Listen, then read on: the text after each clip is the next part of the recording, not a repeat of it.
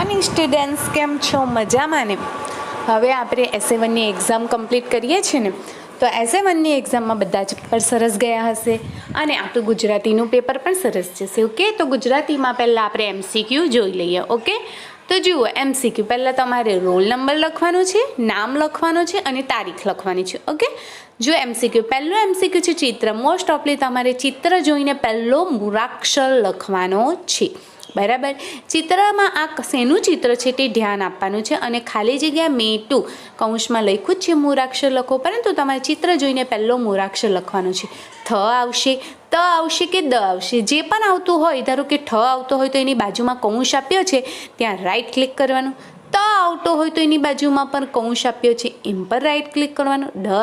ડ હોય તો એની બાજુમાં પણ કૌંસ આપ્યો છે, તો રાઈટ ક્લિક કરવાનું. ઓકે, કેવી રીતના લખવાનું છે તે તમને સમજ પડી જશે. ઓકે, હવે બીજું છે ક ખ ગ. પછી શું આવે? ચ આવે, ઘ આવે કે જ આવે. જે પણ આવતું હોય તેની બાજુમાં બોક્સ છે, તો ત્યાં રાઈટ ક્લિક કરવાનું રહેશે.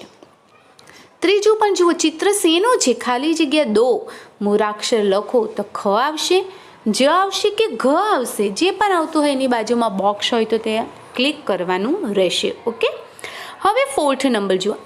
આવી રીતના 1 2 3 4 5 6 7 એવી રીતના 25 માર્ક્સના 25 એમસીક્યુ રહેશે. ઓકે, તો જુઓ, પહેલાં છત્રીનું ચિત્ર દેખાતું છે, તો એ ચિત્રમાં પહેલો અક્ષર કયો આવશે? મૂળાક્ષર કયો આવશે? તો તે તમારે બાજુની બ્લેન્ક્સમાં લખવાનું રહેશે. ત છે, છ છે અને ડ છે, તો જે પણ હોય એ તમારે મૂળાક્ષર લખવાનો રહેશે. ઓકે, હવે જુઓ, 5મામાં ચિત્ર શેનું છે? ફ ખાલી જગ્યા સ. તો મૂળાક્ષર લખો. ઢ આવશે, અણ આવશે કે ક આવશે. તો જે પણ મૂળાક્ષર આવતો હોય તો તેની બાજુમાં બોક્સ છે, એમાં રાઈટ ક્લિક કરવાનું રહેશે, એટલે કે ખરાનું નિશાન પાડવાનું રહેશે. પછી 6થું જુઓ, અણ ત ઠ ખાલી જગ્યા. એમાં શું આવશે? ચ, ગ કે ડ. જે પણ આવતું હોય તો તે તમારે ત્યાં ક્લિક કરવાનું રહેશે. ઓકે, હવે જુઓ, 7મું ચિત્ર શેનું છે? ત્ર ખાલી જગ્યા. મૂળાક્ષર લખો. ઘ, ઢ કે અણ. તો તમારે બોક્સમાં રાઈટ ક્લિક કરવાનું રહેશે. 8મું પણ ચિત્ર જુઓ, ખાલી જગ્યા ક ડોળ.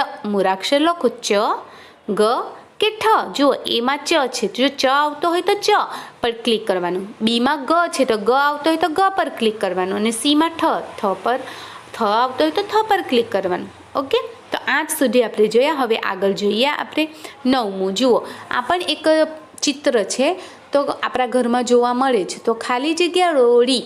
મૂળાક્ષર લખો. જ, ચ કે ગ. જે પણ મૂળાક્ષર આવતો હોય, આખો શબ્દ બંધબેસતો બનાવવાનો છે, તો તે ત્યાં બોક્સમાં રાઈટ ક્લિક કરવાનું રહેશે. જુઓ, આ 10મામાં પણ ચિત્ર આપ્યું છે. ખાલી જગ્યા મળ. તો ક, ડ કે ડ. તો આ લખવાનો મૂળાક્ષર અને ક્લિક કરવાનું રહેશે. મૂળાક્ષર નહીં લખશો તો પણ ચાલશે, ખાલી રાઈટ ક્લિક કરવાનું રહેશે ખાલી જગ્યામાં. ઓકે, જે પણ મૂળાક્ષર આવતો હોય એ. હવે જુઓ, બીજું પણ ચિત્ર છે 11મામાં 11માં. ખાલી જગ્યા ગ. મૂળાક્ષર લખો. અણ, ઠ કે ઢ. ઘ છે, તો એ ઘ આવશે, થ આવશે કે અણ આવશે. જે પણ આવતું હોય તેની બાજુમાં બોક્સ છે, તો ત્યાં તમારે રાઈટ ક્લિક કરવાનું રહેશે. હવે 12થમાં જુઓ છે ને ચિત્ર, ખાલી જગ્યા મણ. મૂળાક્ષર લખો. ખ આવશે, જ આવશે કે ચ આવશે. જુઓ, એ બી સીમાં તમારે જોવાનું છે, જે પણ આવતું હોય તેમ પર રાઈટ ક્લિક કરવાનું છે. તો 12 સુધી થઈ ગયા છે, 12 સુધી. હવે આગળ જોઈએ 13.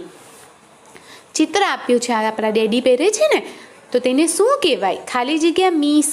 ખ, ડ કે ટ.